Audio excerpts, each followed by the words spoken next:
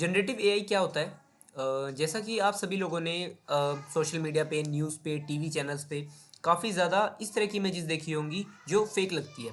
एक फ़ोटो में अमिताभ बच्चन है, दूसरे में रॉक है और तीसरे में रोनाल्डो है। ओके, ये इमेजेस रियल लगती हैं बट ये होती नहीं है। जब हमें इस तरह की इमेज क्रिएट करवानी होती है जो बिल्कुल रियल लगे, तब हम जनरेटिव एआई का यूज़ करते हैं। अब ये इमेज रियल लग सकती है बट ये रियल होती नहीं है। अब जनरेटिव एआई है क्या? जनरेटिव एआई एआई का वो पार्ट है जो नया डेटा क्रिएट करता है बेस्ड ऑन अपने ट्रेनिंग डेटा पे। यानी कि ये जो नया डेटा क्रिएट करता है वो रिजेंबल करता है उसके ट्रेनिंग डेटा से। इस काम को करने के लिए ये एमएल एल्गोरिदम्स का यूज़ करता है। जनरेटिव एआई के काफ़ी एग्जांपल हैं और वो आपके चारों तरफ हैं, जैसे chat GPT, Gemini, cloud, Dolly. ये सब के सब आपके जनरेटिव एआई को परफॉर्म करने के लिए केपेबल है। ओके, बात ये आती है कि जनरेटिव एआई वर्क कैसे करता है। देखो, ये न्यूरल नेटवर्क्स का यूज़ करता है और इसकी जो वर्किंग है वो ज़्यादा सिंपल है। डेटा को गैदर करो, उनके बीच में जो पैटर्न है वो निकालो और उसके बाद न्यू सैंपल्स जनरेट कर दो। अब जनरेटिव एआई के अंदर हमारे पास दो तरह के मॉडल होते हैं। ठीक है, मॉडल का मतलब क्या होता है? मॉडल बेसिकली एल्गोरिदम के ऊपर ट्रेन होते हैं और एल्गोरिदम के ऊपर ट्रेन होने के बाद ये बहुत ज़्यादा केपेबल हो जाते हैं किसी भी पर्टिकुलर टाइप की एआई को परफॉर्म करने के लिए। आपने एआई पढ़ा है तो मॉडल्स के बारे में आपने ज़रूर सुना होगा। ओके, अब जनरेटिव एआई में हमारे पास दो तरह के मॉडल होते हैं। एक होता है गैन, जिसको हम कहते हैं जनरेटिव एडवर्सरियल नेटवर्क्स, और दूसरा होता है वीएई। गैन का बेसिकली हम यूज़ करते हैं जब हमें इमेज जनरेशन करानी होती है और वीएई का तब जब हमें टेक्स्ट जनरेशन कराना होता है। ऑल्दो ये यहीं पे लिमिटेड नहीं है, वीएई का यूज़ हम इमेज जनरेशन के लिए भी कर सकते हैं।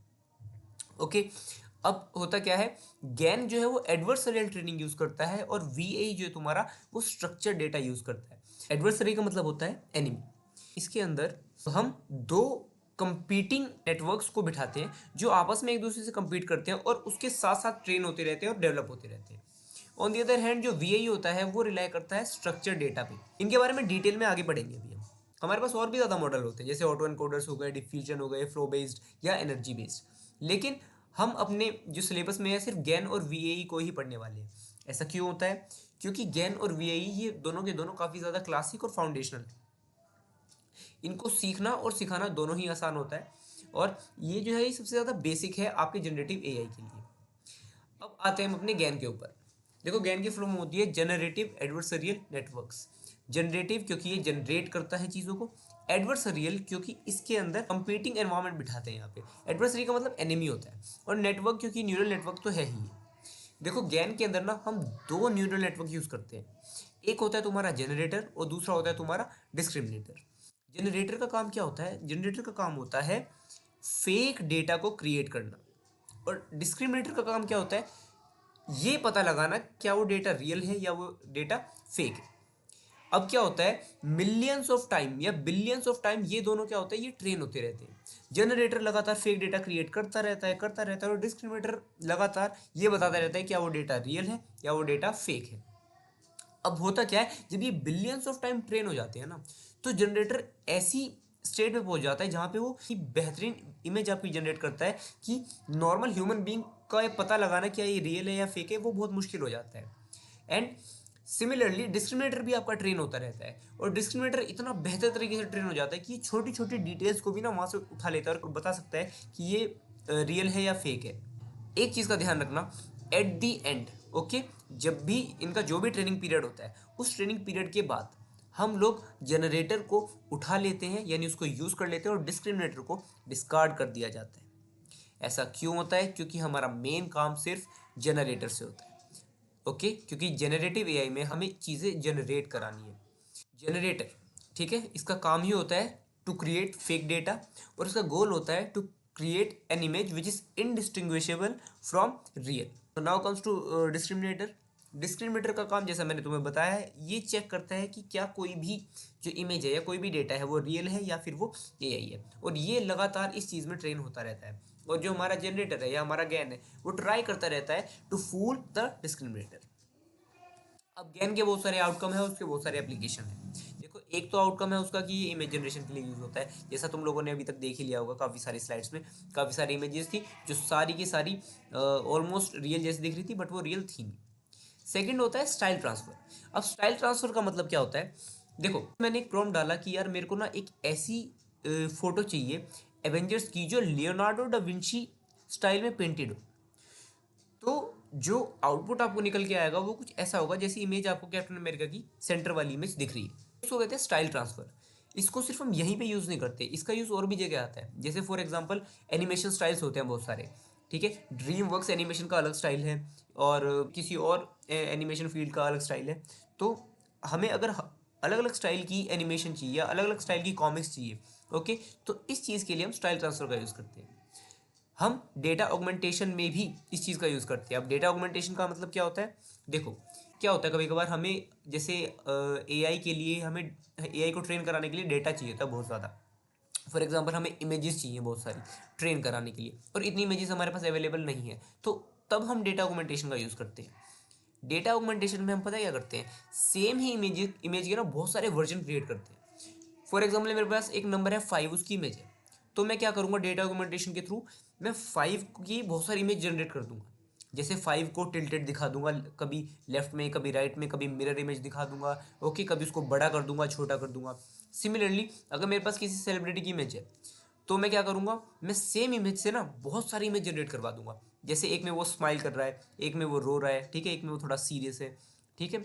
ये इसे कहते हैं डेटा ऑगमेंटेशन। याद रखना, एट दी एंड जनरेटर को हम ले लेते हैं और डिस्क्रिमिनेटर जो है उसको डिस्कार्ड कर दिया जाता है। Now comes to variational auto encoders. हमने पढ़ा था गैन और वीएई दो तरह के मॉडल है हमारे पास। अब वेरिएशनल ऑटो एनकोडर्स क्या होता है, इसके अंदर भी हमारे दो न्यूरल नेटवर्क होते हैं। उसके अंदर भी दो थे, इसके अंदर भी दो है। इसके अंदर जो दो न्यूरल नेटवर्क है वो है, एक है एनकोडर और दूसरा है डिकोडर। एनकोडर का काम क्या होता है, एनकोडर का काम होता है आपकी इमेज को या डेटा को कन्वर्ट करना एक ऐसे हिडन स्पेस में जिसको कहते हैं लेटेंट स्पेस। और डिकोडर का काम क्या होता है, उस लेटेंट स्पेस में से वापस से डेटा को निकाल लेना या इमेज को निकाल लेना। ये डिकोडर का काम होता है तुम्हारा बेसिकली, ओके। अब लेटेंट स्पेस क्या होती है, इस चीज़ को समझो। लेटेंट स्पेस का मतलब होता है कंप्रेस्ड मैथमेटिकल रिप्रेजेंटेशन। देखो फॉर एग्जांपल मेरे पास ये इमेज है, ठीक है। अब ये इमेज को जब मैं एनकोड करूंगा ना, एनकोड होने के बाद वो लेटेंट स्पेस में चली जाएगी, और लेटेंट स्पेस में जो उसकी इंफॉर्मेशन होगी वो कुछ ऐसी होगी कि इस इमेज से रिलेटेड चीज़ें उसके अंदर आ जाएंगी। जैसे एज और स्ट्रोक के एट्रीब्यूट्स हो गए, स्पेशियल स्ट्रक्चर हो गया, ओके, कलर और लाइट के एट्रीब्यूट्स हो गए। ये सारी की सारी इन्फॉर्मेशन जो होती है ये तुम्हारी लेटेंट स्पेस में आ जाती है। बेसिकली उस इमेज में जितनी भी डिटेलिंग है ना, वो सारी की सारी लेटेंट स्पेस में आ जाती है एक स्ट्रक्चर्ड फॉर्मेट में, ठीक है। और स्ट्रक्चर्ड फॉर्मेट में आने की वजह से उसको रीड करना ज़्यादा आसान हो जाता है। अब बात आती है कि वीएई वर्सेस गैन, ठीक है। इन दोनों में से बेहतर कौन सा है। इमेज के लिए यूज़ होता है जैसे गैन, और वीएई टेक्स्ट के लिए यूज़ होता है, बट दोनों को ही हम इमेज के लिए यूज़ कर सकते हैं। नाउ द थिंग इज, अगर दोनों को इमेज के लिए यूज़ कर सकते हैं तो बेहतर कौन सा है। देखो बेहतर कोई नहीं है, दोनों के अपने अपने अलग अलग काम है, ठीक है। जब हमें जिस चीज़ का काम पड़ता है हम तब उस चीज़ को यूज़ करते हैं। फॉर एग्जाम्पल हम गैन को अगर उठाते हैं, तो गैन का सबसे जो मेन मोटिव है वो है रियलिज्म, उसको रियल फोटो क्रिएट करनी है, okay. On the other hand VAE का काम है स्ट्रक्चर और अंडरस्टैंडिंग से। जैसे फॉर एग्जांपल तुम लोगों ने अगर कुछ ऐसी इमेज देखी होंगी एआई की जो बहुत ज़्यादा कलरफुली अट्रैक्टिव होंगी, ठीक है, कर्व्स बहुत अच्छे होंगे उनके, और क्या कहते हैं बहुत ही बढ़िया तरीके से बनाई गई होगी वो, लेकिन वो साफ पता लगता है कि एआई है। ऑन दी अदर हैंड तुमने कुछ ऐसी इमेज देखी होंगी जिसके अंदर तुमने रियल दिखता हुआ बंदा तो बना दिया, जैसे रोनाल्डो जैसा दिखा दिया या किसी भी क्रिकेटर जैसा, लेकिन तुमने देखा होगा उसके 3-4 हाथ हो जाते हैं, या पीछे कहीं पे उसकी उंगलियां 15-16 हो जाती हैं। तो ये सारा काम गैन का होता है। वीए का काम अलग होता है, इमेज को देखता है, चेक करता है, बारीकियां देखता है कि यार ये कर्व कहाँ से जाते हैं, जैसे हाथों से पेंटिंग बनाते हैं ना, उस तरीके का काम होता है तुम्हारे वीए का, ठीक है। ये डिटेलिंग पकड़ता है छोटी छोटी। ऑन द अदर हैंड जो गैन है वो डिटेलिंग नहीं पकड़ता, उसका काम है बस रियल हो इमेज, बाकी सब इधर उधर हो रहा है तो होने दो, ठीक है। ओके, वीए के एप्लीकेशन का होते हैं बहुत जगह होते हैं, जैसे डेटा जनरेशन में, जैसे मैंने भी तुम्हें बताया, ओके, एनोमली डिटेक्शन और मिसिंग डेटा को फिल करना, ये सारे वीए के एप्लीकेशन होते हैं, ओके। अब आते हैं हम हमारे जनरेटिव और डिस्क्रिमिनेटिव मॉडल्स में।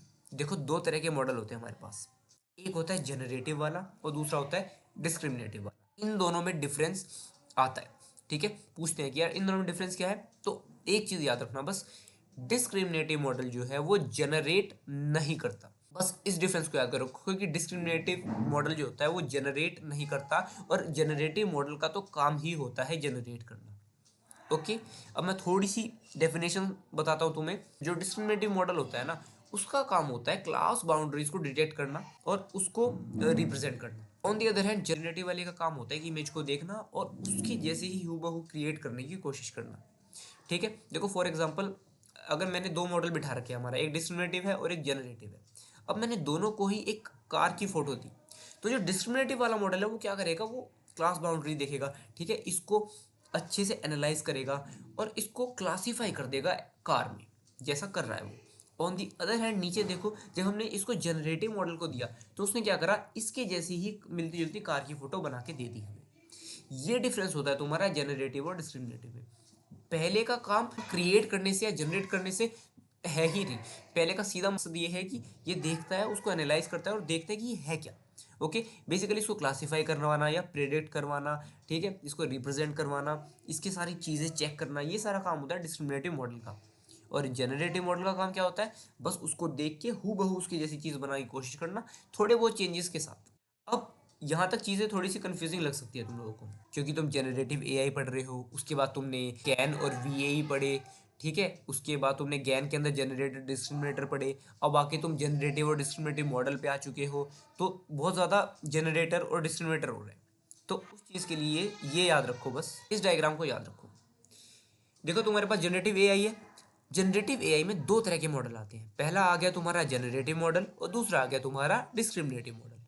अब डिस्क्रिमिनेटिव मॉडल क्या होता है, वो मॉडल जो जनरेट नहीं करता, ये सिर्फ क्लासिफाई करता है या प्रिडिक्ट करता है। ओके, अब आते हैं हम जनरेटिव मॉडल पे। जनरेटिव मॉडल के अंदर हमारे पास दो कैटेगरीज आती है, एक होता है गैन और एक होता है वीएई। गैन कैसे काम करता है, गैन काम करता है जनरेटर और डिस्क्रिमिनेटर को यूज़ करके। और वीएई कैसे काम करता है, वीएई के अंदर एनकोडर और डिकोडर होते हैं। सिंपल है, इस डायग्राम को याद कर लेना, सारी कन्फ्यूजन दूर हो जाएगी। आगे बढ़ते हैं हम। अब इनके डिफरेंस क्या होते हैं वो ध्यान से देखो। पहले सबसे पहली बात, इनका पर्पज़ ये अलग है। जनरेटिव एआई का पर्पज़ है to create things, to generate things. On the other hand discriminative का जो पर्पज़ है वो है उसके फीचर्स को देखना, एनालाइज करना और बेसिकली क्लासीफाई या प्रिडिक्ट करना। अब इनके जो मॉडल है वो भी डिफरेंट डिफरेंट होते हैं। पहला मॉडल जो है वो compete करता है, जैसे कि गैन में हमने देखा, ठीक है, एडवर्सरियल मॉडल है, compete करेगा एक दूसरे से। On the other hand discriminative क्या करता है, ये पैटर्न रिकग्नाइज करता है, ठीक है, रूल्स फाइंड करने की कोशिश करता है, स्ट्रक्चर डेटा होता है इसके पास, इस तरह की चीज़ें होती है। ओके, अब दोनों का ट्रेनिंग फोकस भी अलग अलग होता है। जनरेटिव ये ट्राई करता है कि मैं किस तरह से डेटा को यूनिक बना सकूँ, और डिस्क्रिमिनेटिव का फोकस होता है कि यार लाइन कैसे ड्रॉ हो रही है इसके अंदर, ठीक है, ये जो पेंटिंग है इसके अंदर और क्या क्या चीज़ें हैं, ये सारी की सारी चीज़ें। अब जनरेटिव का एप्लीकेशन है वो कहाँ पे आती है, उसकी एप्लीकेशन आती है जहाँ पे हमें आर्टिस्ट की ज़रूरत होती है, ठीक है, जहाँ पे हमें चीज़ें क्रिएट करनी है, स्टोरीज, एनिमेशंस, कॉमिक्स, आइडियाज़, ये सारी चीज़ें। डिस्क्रिमिनेटिव का यूज़ कहाँ पे करते हैं, जहाँ पे हमें डिटेक्ट करना होता है, फेसेस को डिटेक्ट करना है, स्पीच को डिटेक्ट करना है, ये सारी चीज़ें। ओके, एग्जाम्पल क्या होते हैं, देखो जनरेटिव एग्जाम्पल है भी हमने देखे, जैसे गैन हो गया, वीएई हो गया, एलएलएम्स हो गए तुम्हारे। और डिस्क्रिमिनेटिव इसके अंदर आते हैं तुम्हारे decision tree, SVM, random forest. Okay, बस ये नाम याद कर लेना। जनरेटिव एआई की एप्लीकेशन वास्ट है, तुम लोग आए दिन देखते रहते हो उसको, ठीक है, इमेज जनरेट करवानी हो, इस कुछ फ़नी इमेज हो, क्रिकेटर्स की हो, किसी दो बंदों को मिक्स करना हो आपस में, इस तरह की इमेज आपको मिल जाएंगी। ओके, अगर आपको टेक्स्ट जो है टेक्स्ट प्रोड्यूस कराना है, फॉर एग्जांपल ये हनी सिंह के स्टाइल में मैंने एक रैप करने को कहा था चैट जीपीटी को, और ये कहीं से उठाया हुआ नहीं है, ये मेरा ही स्क्रीनशॉट है जो मैंने यहाँ पे डाला हुआ है, ठीक है, तुम लोग उसको पढ़ सकते हो, बड़ा फुद्दू रैप बनाया उसने, बट फिर भी बनाया तो सही। ओके, अगर तुम्हें किसी पर्टिकुलर रैपर के स्टाइल में तुम्हें रैप करना है तुम वो करवा सकते हो, ठीक है, अगर तुम्हें एक पर्टिकुलर म्यूजिशियन उसके जैसा एक एक म्यूज़िक क्रिएट करवाना है वो करवा सकते हो। ओके, अगर तुम्हें कोई वीडियो जनरेट करवानी हो एक पर्टिकुलर स्टाइल से, जैसे कुंग फू पांडा इंडिया में होता तो वो किस तरह की फाइटिंग करता, तो उस तरह की भी वीडियो तुम जनरेट करवा सकते हो। ये सारा का सारा काम तुम जनरेटिव एआई के थ्रू करवा सकते हो, बहुत वास्ट इसकी एप्लीकेशन है।